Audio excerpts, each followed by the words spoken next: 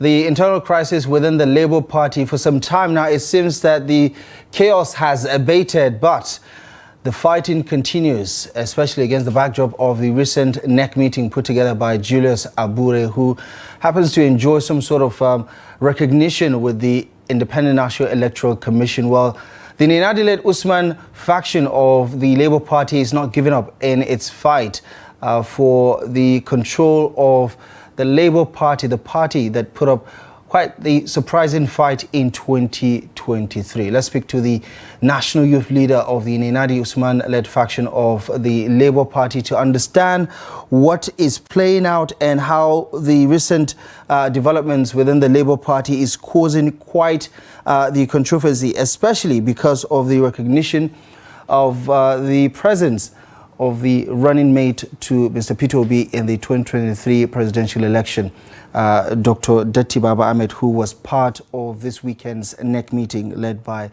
Julius Abure, who insisted that Mr. Peter Obi, regardless of his association with the coalition and the ADC, is still a member of the Labour Party. Joining me tonight is Comrade Eragbe Anslem, the national youth leader of the Nenadi faction of the Labour Party. Comrade, it's good to see you. Thank you so much for stopping by this evening. It's my pleasure, fellow Nigerians. Right. Comrade Eragbe Anslem, right, the national youth leader of Labour Party. Explain to me why you are coming out of the woodworks to challenge what many would consider a done and dusted case, because INEC is working with Abure as the leader of your political party. Well, thank you first and foremost. Let me say categorically that what is happening with Julius Abure is a charade. Absolutely. And why is it so? Because myself and Julius Abure were elected from the 10th June 2019 National Convention in Akwanga, Nasarawa State, where I was elected as National Youth Leader, Julius Abure as National Secretary. So quickly, Julius Abure had no entitlement in any way, in the first instance, to the office of the National Chairman. Unfortunately, when our late chairman passed on, Salam, Alhaji Lamidi Bashwa Papa or Maria Lebeki were the two persons, a line of succession. So many illegality took place as to how Abure found himself.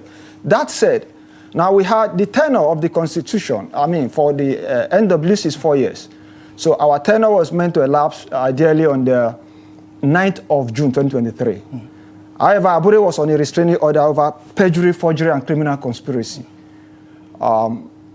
When he forced himself to an illegal NEC meeting on the 17th of April 2024 and got a 1-year legal extension that lapsed on the 8th of June 2024. Now you will recall that the INEC had stopped recognizing Julius Abure as at after 8th June 2024 until Abure ran to court because our tenure lapsed. Abure ran to court, the Federal High Court, the FCT High Court in Abuja, who gave him a judgment they were not supposed to. Because, see, these matters are not justiciable. Because the leadership issues of political party in between national convention are dealt with at the highest echelon, which is the NEC. And in the Labour Party, there are just 9, let's say 10 statutory NEC members of the party when our tenure lapsed. So the world need to understand this very carefully. Who are these persons? Elected governor and deputy. We only have one, Alex Oti and his deputy. The NSC president, the NSC secretary general, the NSC Chairperson Women Commission, that's 5. The TUC President, the TUC GS, and the TUC Chairperson, that's 8. The BOT Chairman and Secretary, 10. So the world needs to know that these are the statutory NEC members of Labour Party, nobody else.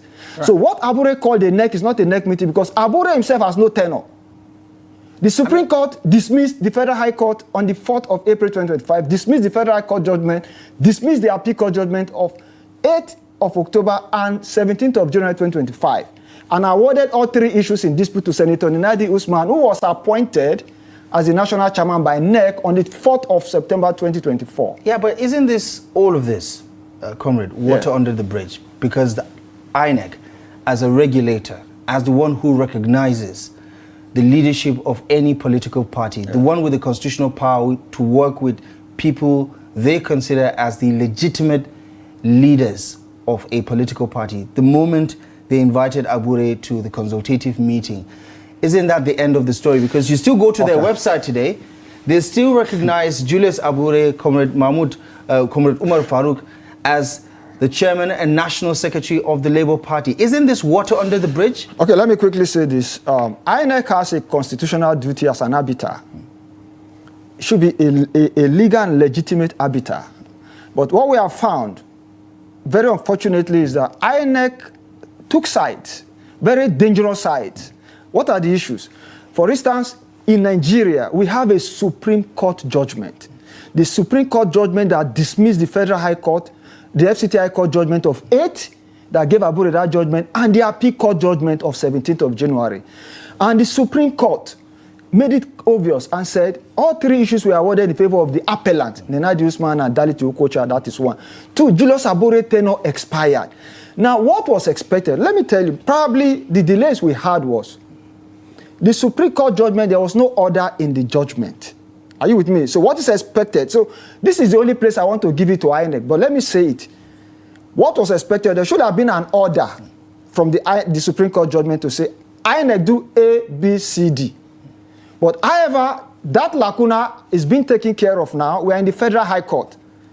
Abure was joining the suit just last Tuesday. The matter is coming up for hearing next tomorrow, 3rd December, for an order of court, consequential order of court, directing INEC to what? Remove the name of Julius Abure, because INEC, remember, the acting chairman of INEC, Mrs. Agbamuche, raised an issue when they asked her, why did you invite Abure, knowing that Abure is no more the chairman? She said that Abure brought a valid court order from Federal High Court, Gwagwalada, with which they recognized Abure in that meeting. But that if Nenadi and Apapa faction had a valid court judgment, they should bring it.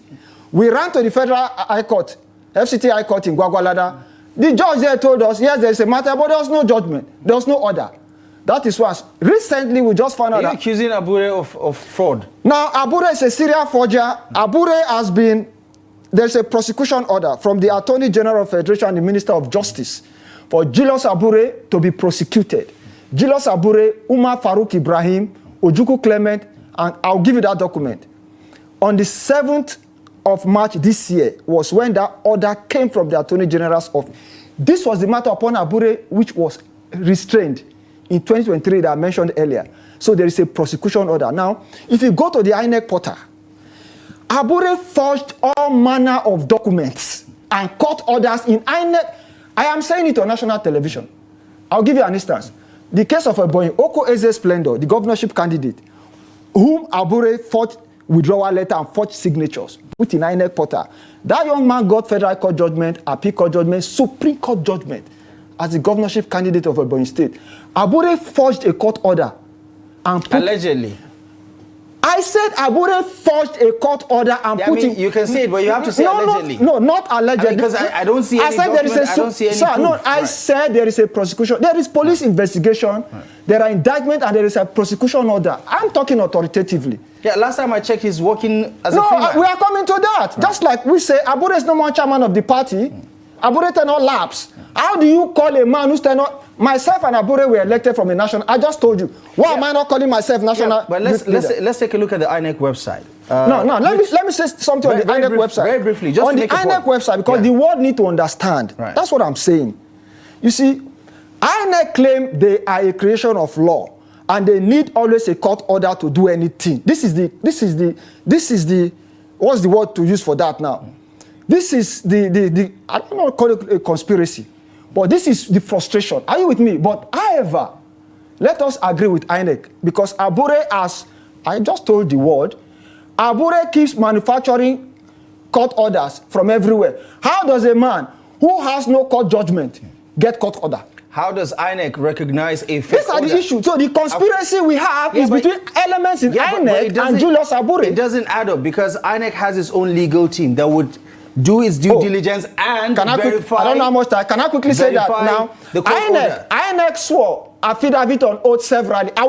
Those are the documents I tend to send to you. I will send them to you. INEC is on record. INEC swore affidavit on oath first on the 23rd of July 2024, stating that Abure's tenure expired and everything, and that the convention that took place in May was null and void. That's one. Now, in the Federal High Court, there's a Federal High Court judgment. Are you get? INEC has sworn several, I have them, affidavit on oath, confirming that Abure tenure expired and lapsed and is gone. The question is... Before the Federal High Court Gwagwalada court order came in? There is no court order. Like, at this point, I'm trying to... This is the website. INEC says Barrister Julius Abure, quote, by court order. Now, this court order came from 8 October 2024, FCTI Court, Abuja. Remember, Abure tenure expired 8th of June 2024. Am I right? And INEC swore an affidavit on oath on the 23rd of June 2024. Wasn't the Inewi convention in 2023?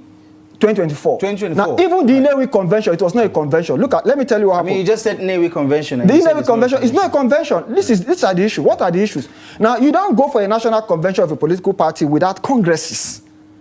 There were no congresses. There were no delegate selection.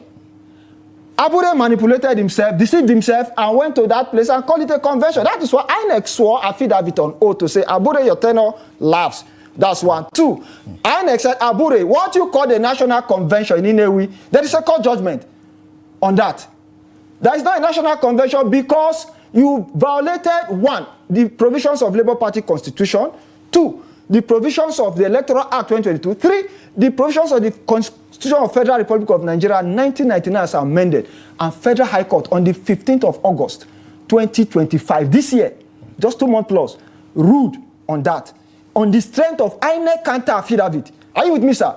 That stated explicitly that Abure had no tenure, Abure tenure lapsed, the convention he claimed did not exist. So what I'm telling the world today is, first and foremost, Abure claimed to have called a NEC meeting. I just told the world that there are only 10 statutory NEC members in Labour Party, and those 10 members on the 18th of July 2025 had a NEC meeting with 21 days notice to INEC and reappointed Nenadi. Explain to me what you make of the video that we're showing right now. This happened over the weekend. This is not the first time we're seeing Abdullahi Ahmed with Abure, Comrade Umar Farouk. The last time he sued for peace, we saw the likes of Nana Kazore in company to basically try to reunite this. Okay. Isn't Abdullahi Ahmed's presence at this NEC meeting an endorsement of the leadership of Barrister Julius Abure? No, this is a charade. First and foremost, Abdullahi Ahmed is not a NEC member. The world should know there are only 10 statutory NEC members in Labour Party in Nigeria. Doesn't his presence mean something? Like I said, this is a charade.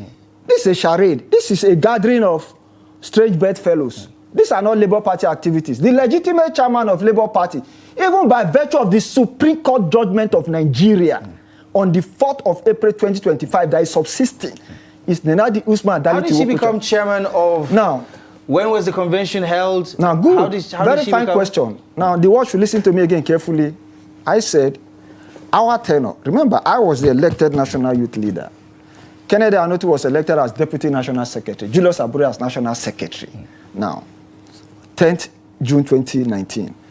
Our legitimate tenure, after 1 year extension, protracted, ended on the 8th of June 2024. Right? It means we're gone. On the 4th of September 2024, is that not 3 months? 3 months, 2 days? The NEC, these 10 people called a meeting in Umuahia. Are you with me? And appoint. The Constitution says, in the event of vacancies, Article 13, 2BXVI, that's 16 of the Labour Party's Constitution, as functions of National Executive Council, the NEC fills vacancies where there are vacancies in between national conventions. So exploring and exploiting that provision of the Constitution. So these 10 people, are you with me, sir? On the 4th of September 2024, another provision, 5, says the NEC can invite people into their meeting. You can call those people stakeholders for the purposes of deliberation. When did Peter Obi become a member of the NEC? That's what I say. You call him a stakeholder. It's not a NEC member. Yeah, but it's an aberration, isn't it? I'm trying to guide this process now so that you understand what I'm saying. The NEC, a duly constituted NEC. In Labour Party, there are only... The normal NEC will have been all of us in the NWC, 34 of us, plus the state chairman and secretary, 37. But by the time it happened, Julius Abure was not a part of that. Thank you. Now you are following. So by the time this thing was happening, all of us were gone. Julius Abure, myself, everybody. So there were only 10 NEC members. So it was these 10 NEC members that called the meeting and invite, like the law permitted, that they can invite other people into their meeting for the purposes of deliberation. But however, these persons will not have voting right? So they invited Peter Obi, they invited Dati, they invited us of other stakeholders, NSC, TUC. Are you getting it? Now, in that NEC meeting, the decision was reached where the NEC appointed Nenadi.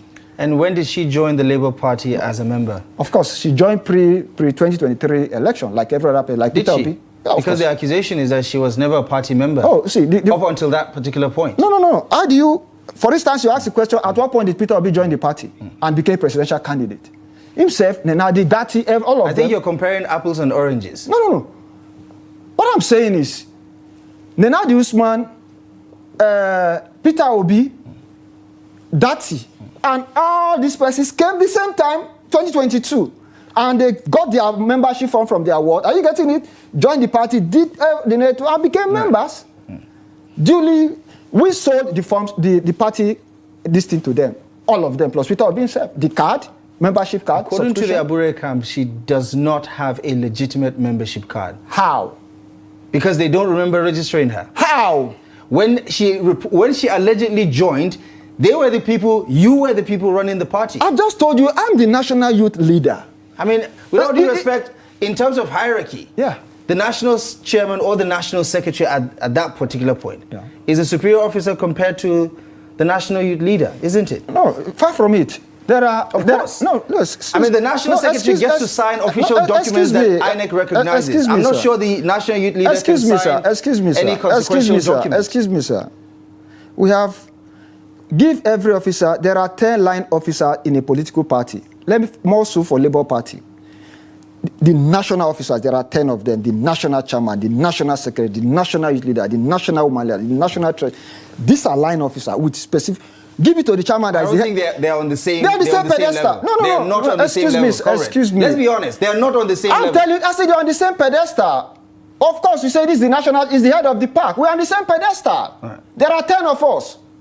They will not have deputies. All fingers on one hand, but they're not equal. If you talk of responsibility, it's a different matter. That's exactly what I'm talking about. No, see, I'm just telling you that there are 10 line officers on the same pedestal in a political party in Nigeria. Okay. So the national unit doesn't mean is the baby of the party. No, far from it. We have to go. The time is out. But final thought. How does this story end, in your view? Okay, now, this is the end of the matter. God willing, today is 1st of December. Next tomorrow is 3rd of December, right? The Federal High Court 9 will hear the matter next tomorrow, and it will be determined maybe a day or two, right? And what is the matter? What are the matter? The matter is seeking a consequential order of the court, right? To implement the Supreme Court judgment. What did it say? The Supreme Court judgment said, 1, the Federal FCT High Court judgment of 8 October in favor of Abure and the appeal court of 17 January dismissed, and the cross appeal of Julius Abure dismissed. Okay. And awarded to Nenadi as chairman and secretary. That's 1. Okay. 2, are you there? We have to go. So the only thing remaining now is a consequential order which will be granted from Wednesday for INEC to recognize Nenadi Usman as the chairman, Dalit Okara as the secretary, and to remove Abure's name. So INEC need that order. Okay. So when that order comes, the deal is done. Right. So before I leave, just now, while I'm talking to you, a court in Abia has restrained INEC and Julius Abure from carrying out another illegal function tomorrow and beyond. So it's back to the courts again? It's back. So Abure has nothing. Like I said, Abure is not chairman. Dr. He's a floor member of the Dr. Anslem, thank you so much for the analysis. Thank you very much. Something tells me that we'll be back for more theatrics from some of these. I want to have Abure by my side in further discussions. Please do well to bring us. I can't guarantee you that, but we look forward to seeing you again. Just do your best. Thank you because the world need to hear from me and him on the same page. Thank you so much. He has been lying to the world and deceiving the whole world. We have to stop him in his track. Thank you. Appreciate you very much for the analysis. That is a wrap on tonight's edition of the program. Daily Politics will be back tomorrow live at 8 p.m. I'm Abdullahi Ahmed. Thank you for watching.